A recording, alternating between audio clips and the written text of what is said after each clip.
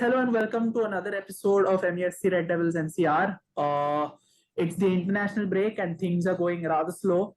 We are not used to, and especially considering that this is a World Cup year and where the games are coming in thick and fast. This is a rather prolonged period of absence caused by a number of factors. So we can't wait for football to come back. But before football comes back, we have a lot of things to talk about. For example, when we have three gentlemen with us, we have Pulkit, we have Sandeep, and we have Abhijit. A warm welcome to you guys, and hope you all are doing well.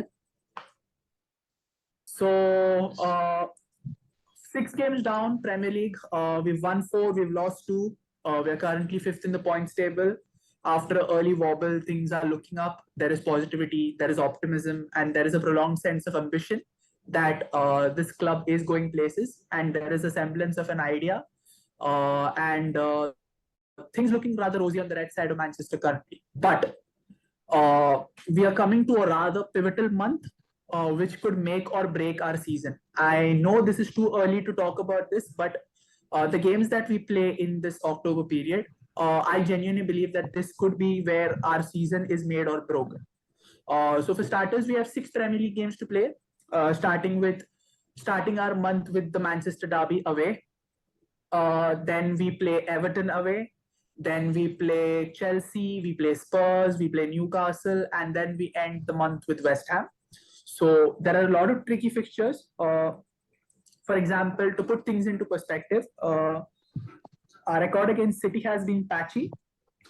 After going unbeaten against them for 2 seasons in 1920 and 2021, they did the double over us last year.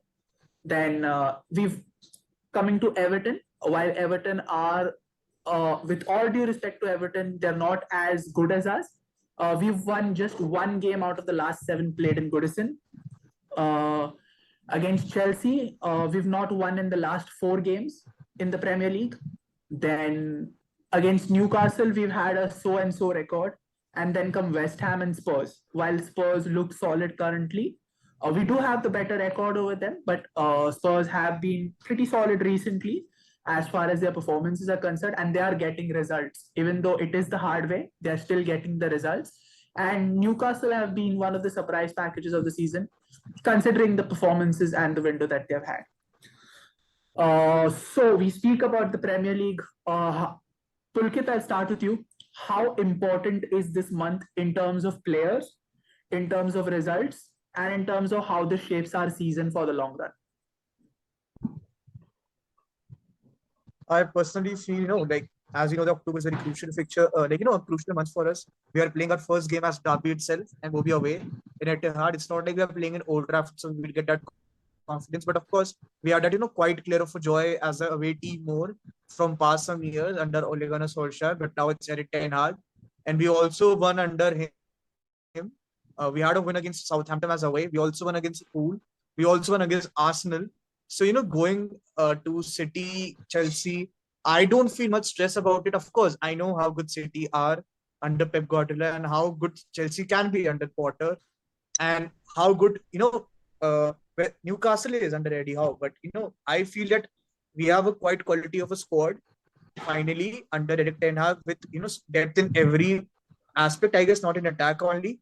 Because now we have Eriksen, Bruno, Fred,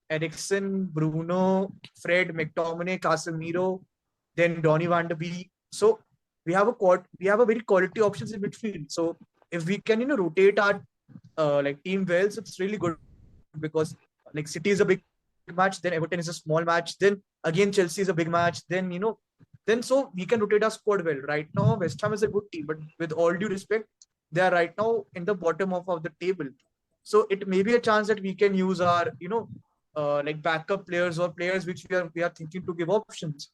Then other than that, in attack, I feel that Martial gets fit back because let's face it, Ronaldo is not currently in a very good state of mind to play proper football in starting 11, as we saw. Even Erik ten Hag addressed that I'm trying my best to be his coach, teacher, and as a good friend itself, and trying to get him back. And same for Rashford also. He's having a very good season, but injury is always worrisome because that shoulder isn't being recovered yet. But of course, I'm very happy with our new signings which we have signed.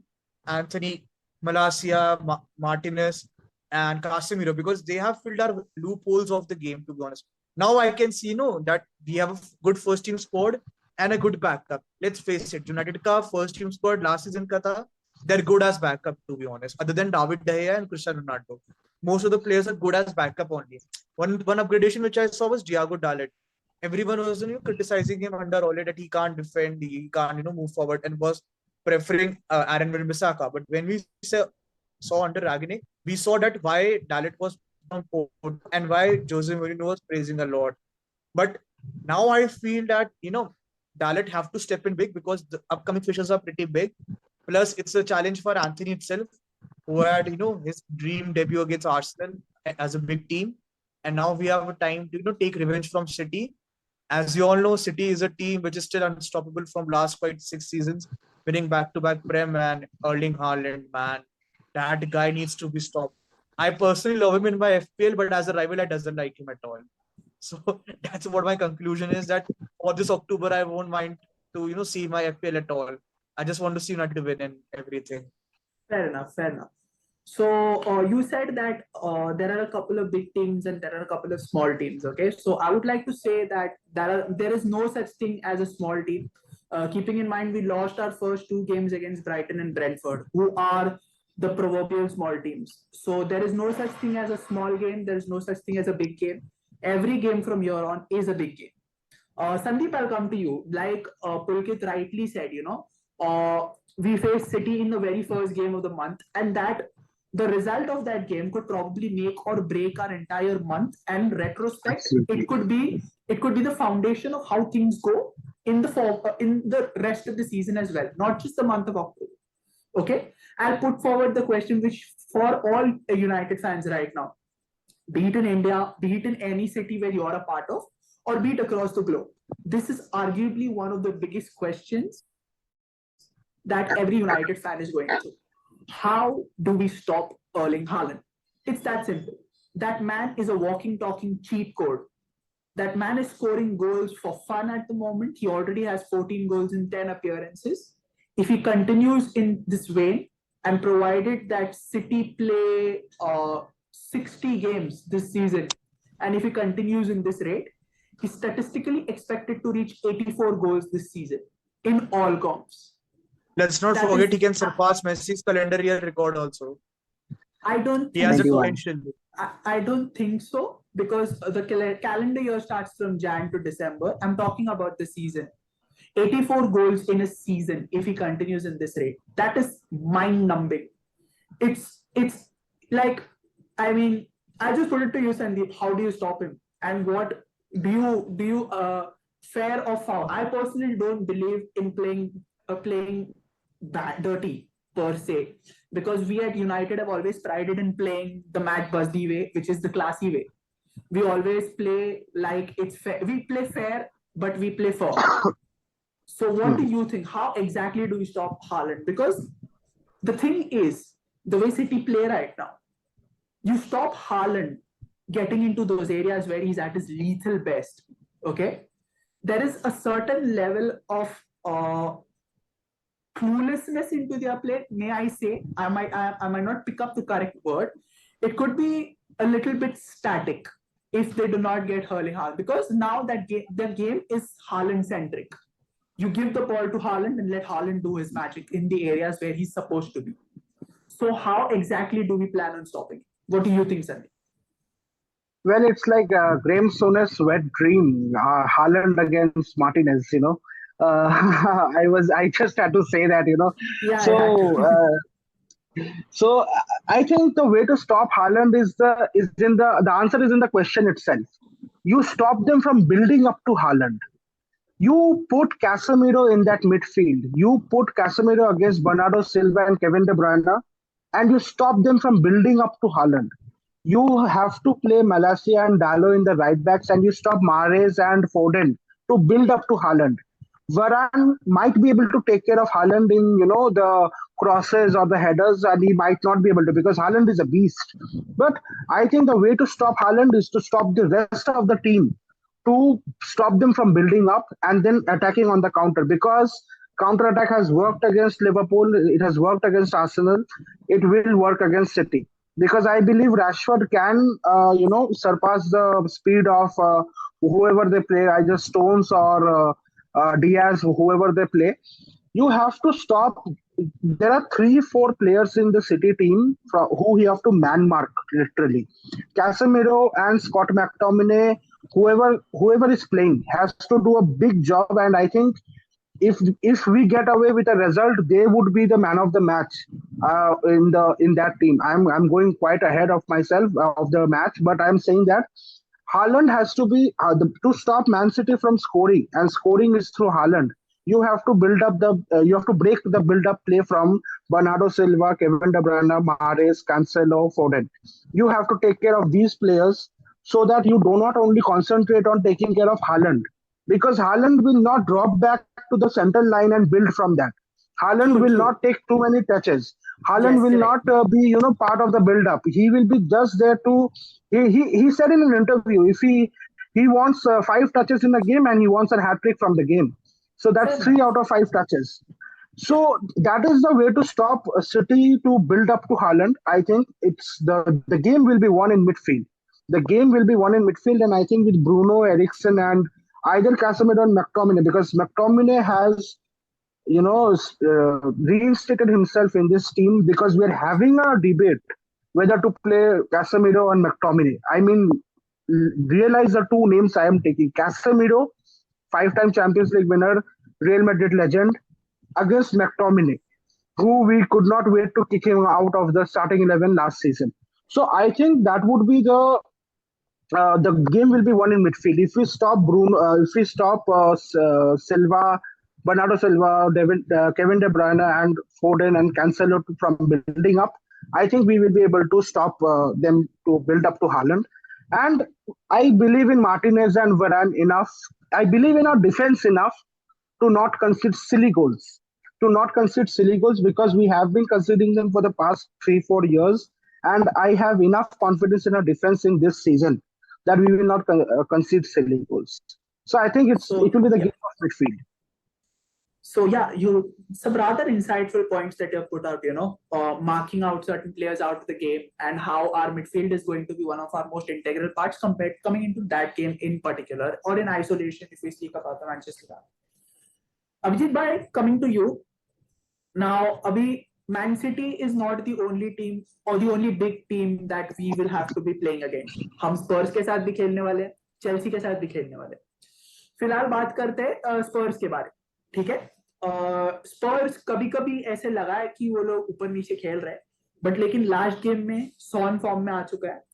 Harry Kane अपना धीरे धीरे rhythm पकड़ रहा है. उनका defence every game, हर game के बाद थोड़ा सेटल्ड लग रहा है, थोड़ा कंपोज्ड लग रहा है, और उनका मिडफील्ड भी है. बेसिकली कॉन्टे का इफेक्ट उस टीम पे आ रहा है धीरे धीरे. आपको क्या लगता है कि स्पर्स के सामने हमें कैसे गेम अप्रोच करना चाहिए? बिकॉज हमको पता है कि स्पर्स हमको बॉल देगा, वो हमारे सामने काउंटर पे ही खेलने वाले. सिंपल सी बात है, क्योंकि उनका गेम बहुत ही डिफेंसिव है. वो लोग हमको ब्रेक पे मारने को हर बार ट्राई करेंगे. उनके पास रनर्स है जैसे Richarlison, Son, there is Kane, there is Kulusevski. They will play on the counter. And over the years, if you have noticed, Abhijit bhai, United always have a certain level of problem while we have the ball. We look at the first 2 games of the season against Brentford and Brighton. We had majority of the possession, but we couldn't do anything, and we lost those 2 games. तो आपको क्या लगता है अभिजीत भाई कि क्या approach होना चाहिए स्पर्स गेम के सामने? आई थिंक स्पर्स का मिडफील्ड अभी तक थोड़ा सा शॉर्ट नहीं है. आई थिंक बिकॉज उनके विंग बैक्स ही ज्यादा उनको अटैक में सपोर्ट करते हैं. एंड मिडफील्ड में उतना मतलब रोटेशन चल रहा है. बेंटन को या फिर ये बोलो आप, को भी बिसोमा बोलो, उतना मतलब वो सेटल्ड इन नहीं है. बेंटनकूर को एक एक्सेप्शन रखेंगे तो डेफिनेटली वो बिसोमा उतना सेटल्ड इन नहीं है. सो उनका विंग बैक्स को अगर हम कंट्रोल में रखेंगे और उनको अटैक में नहीं लाएंगे तो definitely we can control the game. Harry Kane और सॉन और कुलुसेव्स्की सॉरी, वो उनको थोड़ा मतलब मलेशिया और डालट को थोड़ा उनको कंट्रोल में रखना पड़ेगा, तभी वो हैरी केन को बिल्डअप करने के लिए आगे नहीं जाना चाहिए उनको। डेफिनेटली वो सभी एक उनका मतलब आई वुड से दैट स्पर्स का एक पॉजिटिव पॉइंट ये है कि वो सभी एक ही पेज पे है, and they have gelled up very quickly with Conte system. तो डेफिनेटली वो काफी अच्छा खेलेंगे हमारे यूनाइटेड के अगेंस्ट। उनको पता है कि यूनाइटेड के अगेंस्ट वो कैसे खेलेंगे। लास्ट टाइम की तरह वो जैसे ब्लिप किए थे, वो इस बार ऐसा नहीं लगेगा, क्योंकि they have confidence and they have the form in the players. तो डेफिनेटली हमारा डिफेंस काफी अच्छा रहना चाहिए। if we defend well, then we can definitely win against the Spurs. But Spurs is Spurs, they may bottle. Like you said, Abhijit bhai, it is Spurs, yes. But you've put on some very valid insights regarding how they play and what areas can we target them at when the game goes on. Pulkit, coming to you. Pulkit, are you there? I am here. Was Yeah. All right. So we've spoken about City, we've spoken about Spurs. Now we come to Chelsea. Suddenly, Chelsea looked from a team which was well settled to a team that is in constant flux at the moment. Graham Potter seems to have a job in his hands. All right. In the game against Salzburg, which they played in the Midweek Champions League fixture, to get out some stats in the game, they had 72% of the ball. They had 17 shots, and yet they only scored one. So it seems pretty obvious to us that their problem is scoring goals. All right, because they have a pretty settled defense, and they have a midfield which is helping them create chances. I mean, you don't have 17 goal scoring opportunities in a game where your midfield doesn't create for you. Their problem is not finishing their chances. All right, and in a game where we are playing Chelsea, it is a necessity, it is not a want, that we have to be clinical. We cannot afford to waste chances against a team like Chelsea, because they always have a goal in them. I think in the last game when we played against them at home, it was the same problem. They should have buried the game at halftime against us, but somehow it was still goalless, which gave us a foothold in that game, and we ended up drawing that game 1-1. Point to note that Chelsea were the team to score first. All right. So which means that they always have a goal in them. How exactly do you approach this fixture, keeping in mind that they're profligate in front of goal, that they're not able to take their chances? A. And B, the fact that they do not have a pretty functional attack means that their emphasis will also be on defense. And also, one of the biggest factors is that Graham Potter has already defeated us once. So he has an idea as to how we'll play. He might have a very good idea about our tactical setup by now. Because let's be honest, Graham Potter is a very, very intelligent coach. He's one of the smartest minds in English football at the moment. One of the smartest minds in football, English football. Let's keep the Premier League in focus here. He's one of the smartest minds in English football. Brighton under him were called the Premier League's chameleons because he always had a plan for every team they faced. He adjusted his formations according to every team, according to every tactic that they played. So how exactly do we approach the Chelsea game? First of all, point to be noted, Chelsea have appointed the new coach, Graham Potter. 2, Thomas Tuchel has been sacked. 3, they have lost to Zagreb, and they had a recently draw against Salzburg. And 4, head-to-head देखा जाए हमारा form better चल रहा है. मतलब let's keep it, we are united, we are never consistent. कभी ऊपर जाते कभी नीचे जाते हैं. But let's keep it. Now the thing is, for Chelsea, the defenders score more than the attackers. We all know. But ऐसा भी नहीं कि the defenders are like Harry Maguire or Lindelof. They have defenders and wing back who score. Doesn't like us who score own goals. So keeping in this mind that Chelsea का जो midfield है, it was an injured under N'Golo Kante and Jorginho and Kovacic. Now N'Golo Kante is injured. So जो उनका जो पूरा defense की जो machine है, it's been not played properly because Jorginho हम देख रहे हैं, like Jorginho has the same problem which McFred used to have that when Fred was not there, so McTominay was leaking goals because he's not that defending type of person, which we are seeing same with Jorginho also. Without Kante, Gallagher, Jorginho, and Kovacic का link नहीं बैठ रहा because Kante was the one who was defending the ball and taking, in the front and giving to the bowlers to make the game and score. So we had just one plus point about this. Second, if we play Casemiro and if we try to play a formation which can break in their wing backs, for example, Reece James and Cucurella, so our 90% of work will be done. Now we have to keep that in mind that if we have to break Cucurella and Reece James, our like backs, full backs, Dalot and Malacia will have a big opportunity. Since the midfield has been lacking without Kante and the attackers are not clicking well, we all know they are having that flappy bird who is playing pretty well, Raheem Sterling. I don't know how, but he has been, he's been a nightmare against us because you always, Luke Shaw used to pocket him. So it can be an opportunity for Luke Shaw to play ahead of Malacia because I guess Eric Ten Hag also knows that Shaw can be used well in this game because let's, try to trust him third in terms of pocketing Raheem Sterling side. And maybe, or we can try to play as a 3-4-3, like similar like a Chelsea that we can try to play Shaw and Dalot and piche teen khila le. But I mean, to be honest, I feel Eric Ten Hag would change his formation against Chelsea because Chelsea ka main problem is that the fullbacks are very attacking. Neither the attackers are, neither the midfielders are in recent games. We saw Mount was not clicking well, Havertz was not clicking well. Jo kaam kar rahe, fullbacks kar rahe. And plus, Graham Potter is a very intelligent coach. Very intelligent, to be honest. I really don't know what he's gonna make Chelsea ahead. But of course, against United, he had his own fair of share. He of course beat us in his first game when he was with Brighton. So with Chelsea, it can be different also. Let's hope it's not same as the first match. Fair. Rather interesting from your side as well. So now we come to the remaining games. We put this in a nutshell. We'll not talk about it one by one. Let's keep it short and let's keep it sweet. All right. Newcastle, West Ham, Everton. We do not have a good record against Everton. Newcastle and West Ham, we've been varying levels of performances. Sandeep, let's keep it short and sweet. How many points do we get out of these 6 games? Out of the possible 18, what do you think? Let's talk about realistic and a dream. Let's keep it up to that. Your dream scenario and what would be the realistic scenario of how many points will you get out of the 18 available in the Premier League?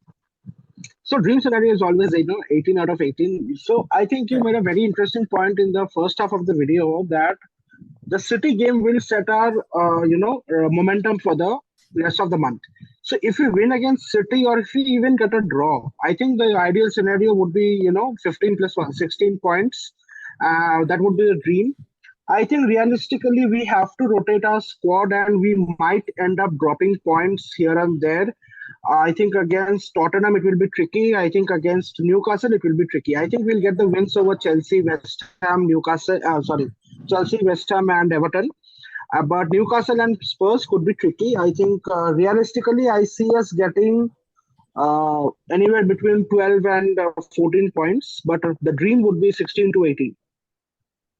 Yeah, that would be fair enough, or to 12. Yeah. So by 12 to 14, and even in your dream and realistic scenario, you're assuming that we won't lose a single game in the Premier League for October. Is that correct?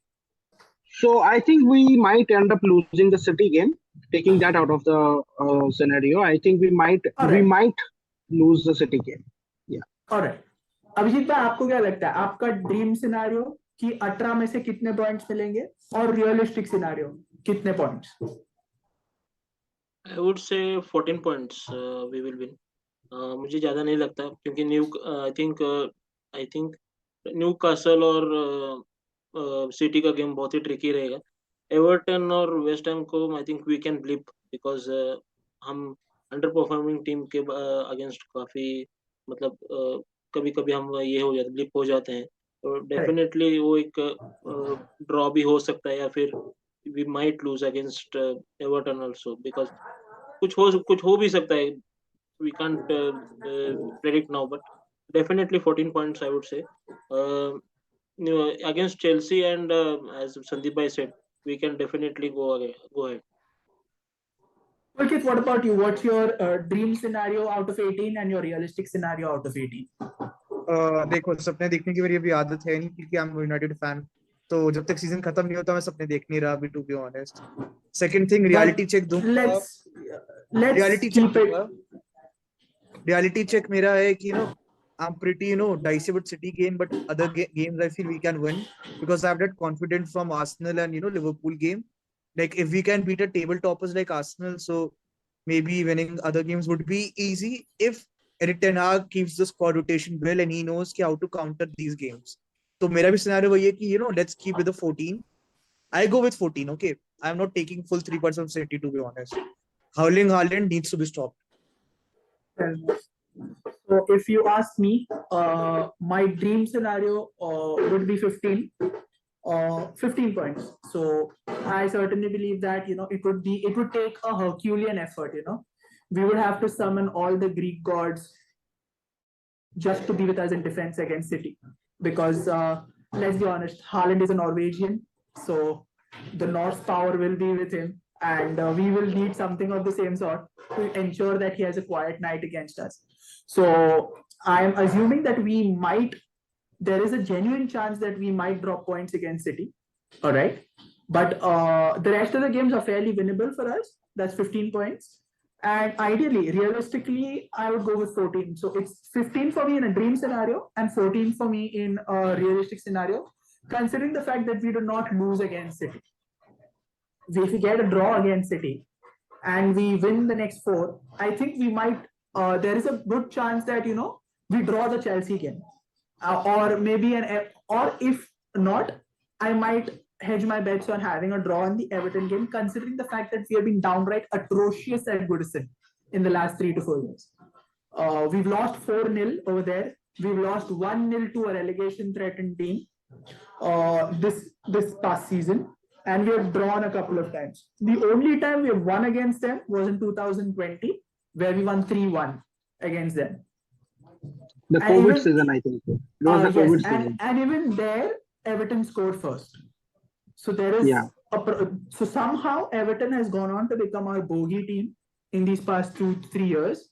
So let's be optimistic. So 14 and 15 for me. So that's how we feel. So most of us believe that the average points that we get from the month of October in the Premier League are 15 on an average. So that's a rather optimistic sign, and that is deserved and justifiably so, considering the run of form that we've been in the Premier League. I think it's not a stretch to say that we get 15 points out of 18, and that would be a rather good return, and which will help us in good stead in the rest of the season as well. So all in all, we've had some really insightful analysis from Pulkit. We've got some very fair and frank assessments from Abhijit Bhai as well. And Sandeep Bhai, as always, has been very on point and very quick in his assessments of the games that we've been speaking about. So it was a pleasure talking to all of you guys. We've spoken a lot, and we've spoken a lot in depth about each and everything that could define our season. The month of October is upon us very soon, and I, for one, cannot wait to get started. These are the challenges that our club has been known for, and these are the days that our club lives for. These big games day in and day out. These big games define the atmosphere in Old Trafford, our traveling fans, and it defines the battle lines that will be drawn in the country for the next 1 month. I hope the time for mourning is done. It's time for football now. It's time for the serious business to start once again. So I hope Ole is in the stands in Etihad. We also need some Norse power on our side. I hope Ole is there at Etihad. Hopefully. So so thank you so much for spending your time and talking with me about the upcoming month and how it would be important for us. For all the guys who will be watching this, please Do not forget to like, share, and subscribe. Our YouTube handle is MUFC Red Devils NCR. We are there on all social media. We are there on Instagram. We are there on Twitter. If you do want to join our WhatsApp group, we are open 24/7. There are conversations on various topics, not only English football but football in general as well. So you do not want to miss such fun talks that we have on a daily basis. So here's me signing off along with Abhijit, Sandeep, and Pulkit. I hope you have a great day and do take care of yourselves and do tune in once again to watch many more episodes coming your way. Good night, goodbye, and stay safe.